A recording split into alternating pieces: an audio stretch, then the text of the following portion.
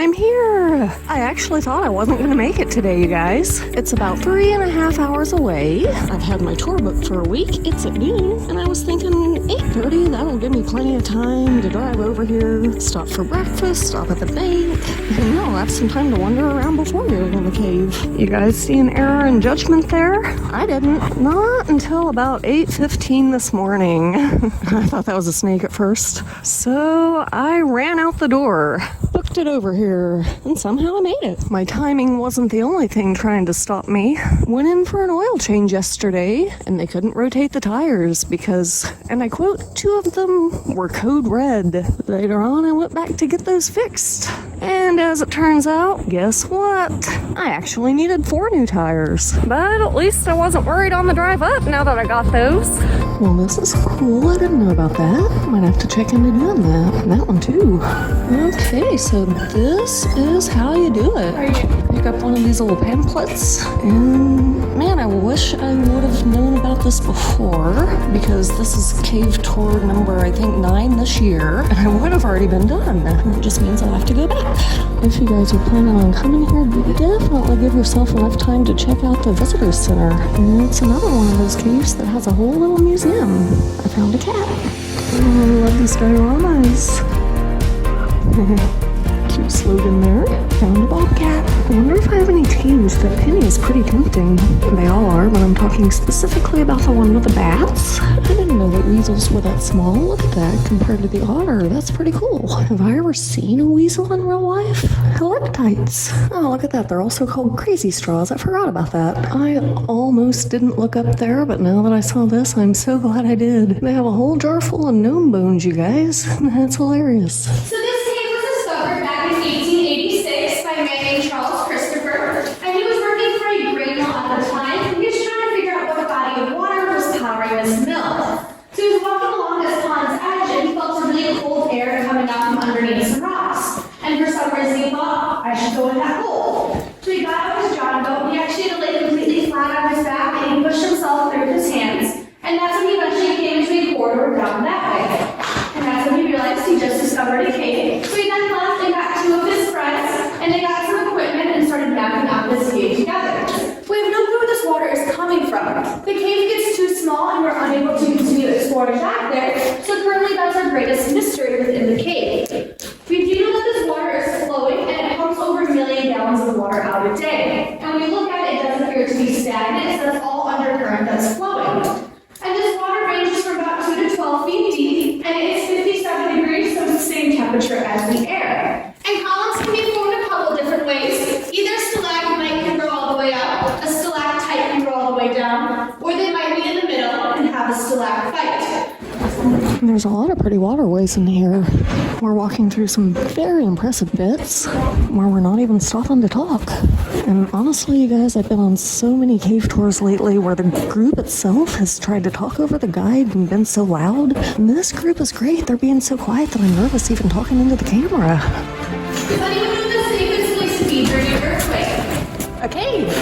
Yes, it is. So that is because all of those shock waves are taking place up at the surface of the earth, so everything down here is left undisturbed. If you look up here, you can also see how it has rolled up on our wall. And this is known as cave lid. And this is a hydrophobic bacteria, so think of it kind of like being waterproof. The water does not get absorbed, it stays on the outside. So that's why if the light reflects off of it, kind of my flashlight away, you can no longer see that cave lid. And this is a really good type of bacteria, actually. They're working on making different vaccines and medicine from it, so hopefully something good will come out of that research. This is another one of those moments where my camera will not do this justice. We are coming up into a huge room, you guys. So you might remember from our video, here we have the twins. As you can tell, they're not identical, they are fraternal. And you'll see how this one has this nice glossy look to it, and that is because it is still active. You can actually see that water droplet hits right on top, and that little water droplet is what's allowing it to grow. And this one is currently about 14 feet tall. Then you'll notice how the other twin has this gold appearance to it, and that is because it is currently dormant. It has not had any water fall onto it a very long time, but if at any point water does start to fall onto it again, it has that ability to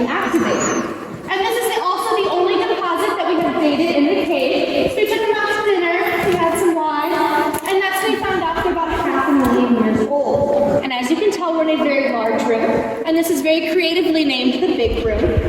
That is accurate. This is the second largest cave. This is the second largest room in a cave in Missouri. It actually fit an entire football field in this room as well. It's about 65 feet from where we're standing up to the ceiling. And what it means by having these very large ceilings is that water spent a longer period of time in this room. But we're gonna put our twins back to sleep if you'd like to tell them good night.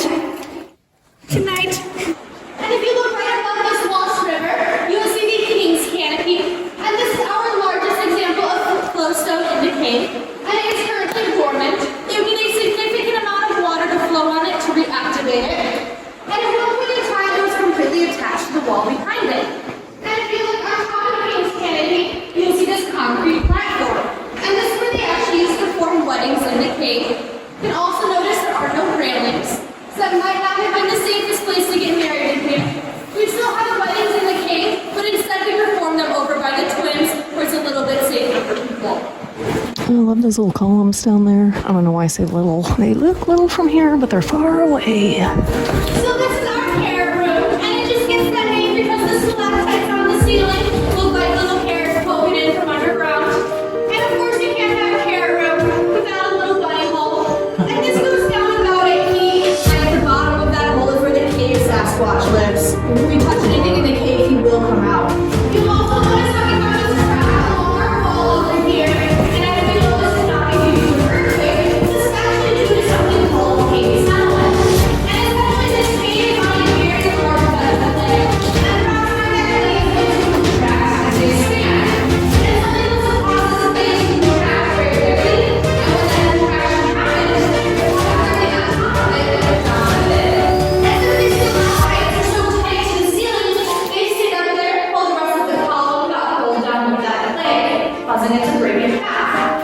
You can also see we have some soda straws up here that are trying to glue us back together. It just takes them a really long time to do so. We have one back there that is just about an inch apart, so maybe 100 years or so. You'll also notice how this deposit is perfectly reflected in these pools below. And these are not natural, these were also put in by Lester Dill. You'll notice them throughout the entire cave. He liked how they reflected the rooms and made them appear a lot larger. And when the state took this cave over, they originally wanted to remove these tools out since they are not natural. But they realized that salamanders started using them as nurseries because it's still water with no predators. It's a really safe place for them to lay their eggs. You're also probably wondering, I'm in a cave, why am I not in the bed? And this is due to something called white nose syndrome. It came over from Europe in 2007 and it hit our cave back around 2013. And this is a type of fungus that makes cats really itchy. So they go into their hibernation and their metabolism shuts down so they no longer need to eat. But they end up itching so much that they wake themselves up in the middle of winter and they need to eat right away. So they end up leaving the cave, but at this time there's nothing for them to eat. So they unfortunately either starve or freeze to death, and that's where there's this decrease in the bat population. Back in the day, you'd see anywhere from hundreds of thousands of bats in Onondaga. This year, they did a census and only found 26 bats at Paul's cave home. That's a huge decrease in those numbers. We are seeing that bats are slowly starting to make some adaptations. Just takes a really long time for those to take action fully. They have also made vaccines for white nose syndrome, but as you can imagine, it is not very easy to vaccinate bats. So that is not the most official way to be dealing with this. Is this the first guide that's actually mentioned white nose syndrome, you guys? I know I mentioned it a little bit at Blanchard because they had that shoe wiping mat, but I don't think I've actually really gone into it. It's definitely a thing, though. That is why you want to wash your clothes, your shoes, after you go in any cave. And here's where we have the bottom of the King's Canopy. You can see how it's hanging down unsupported. This is also the lowest section of the cave. We are currently 185 feet from the surface. And this is our second largest flowstone in the cave, and it is still active. So as long as that water is continuing to flow on it, it will continue to grow. And the next section we're walking to is our living bathroom. And as you can see, we have a lot of ramps to walk up to get there. And if you look right below that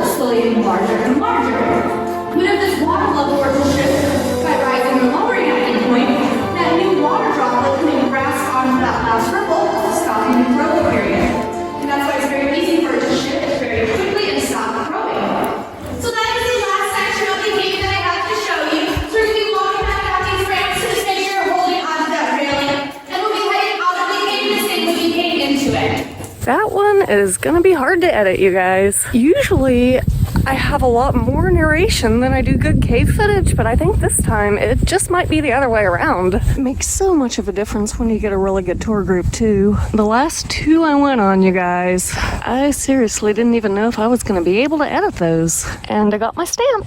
I still cannot believe I didn't know about this before today. How could I miss that, you guys? Could have had it done 3 times by now this year alone. I am halfway thinking about stopping by Smallin and Marvel on the way home just so that I can get that today. They know I've been there. They'll stamp it, right?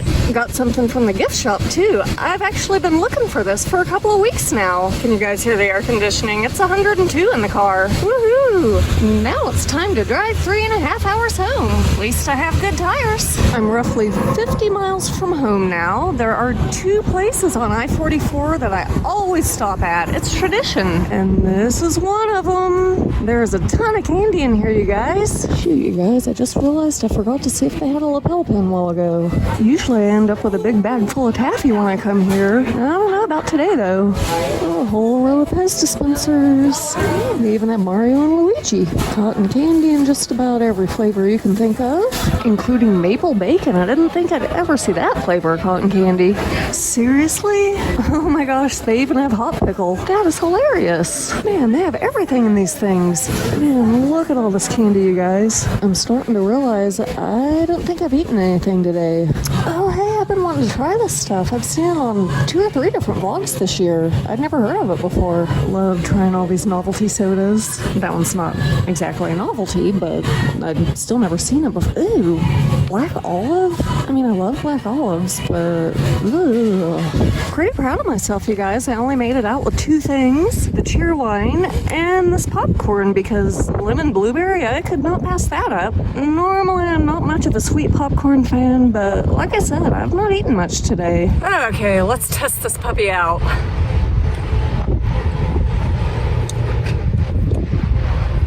I approve. Tastes like black cherry, and I love cherry, so yeah, I would definitely get it again. I am gonna stop by one more place. Right next door to the candy shop is the world's largest gift store. Reminds me more of a flea market, really. I mean, socks alone. We have booth of socks, booth of socks, and booth of socks. It matches my t-shirt. Pretty much have a whole wall of Bob Ross socks alone. I've actually been looking for a pair that have balloon animals on it. If I can't find them here, they just probably don't exist. Holy crap, they have them. Yes. Now my balloon twisting outfit will be complete. Wow. Man, I'm glad I stopped in here now. I've been looking for those for over a year. I found a big random cat. I think he's half giraffe. Look at how long that neck is. You like wind chimes? They got a whole room full of them. And some garden stuff back here. Are you kidding me? They also have the lava lamp that I've been looking for years to replace my old one that broke. I cannot spend that much today though. I just bought new tires. Holy crap, you guys. They were out of this at Blanchard the other day, and I'm kind of glad now. It's about $4 cheaper here. Just for reference here, I'm going to show you guys how big this place really is. Look at that, one end to the other. This really is kind of like a Walmart-sized gift shop. Oh, I love these lights. This actually kind of reminds me of one I had as a kid. This is not the only booth of puzzles. Pretty sure they have more puzzles in this place than the actual puzzle store at home. I haven't seen any of those little 3D crystal puzzles, though. I'm looking for the pyramid shape of those. I didn't know they still made Mad Libs. Man, I used to do these things all the time as a kid. It was a good road trip activity. Probably why they have them here. Dark crystal metal lunchbox. Awesome. Oh, if they had a Fraggle Rock, you guys. Oh no, you guys. I kind of collect playing cards too. I'm seeing some that I like. I mean, come on, look at this. I'm probably gonna skip the cards today since I'm getting the bat. Those are tempting. Look at that. They have 2 different sets of Bob Ross playing cards. That is cool. Well, never mind. They do have the 3D crystal puzzles, but do they have the pyramid? These things are really addicting, you guys. They have a lot of Snoopies, a lot of Disneys too. I didn't know they had little aliens. Whoa, they have Rock'em Sock'em robots. Hey, Rummy Cube. Used to have that game as a kid. I didn't know they still made it. They have another giraffe cat. Oh, look at how friendly that old guy is. Apparently, give yourself time if you're gonna go in there. I just spent an hour on what was supposed to be a really quick 5-minute walkthrough. My chair wine's still cold though. I have no idea how that happened, but I'm not mad at it. Well, I still have a ways to drive, but I think that's gonna do it for today. Thank you guys for coming along on another one of my absolute favorite cave tours. And stay tuned, I'll see you next week.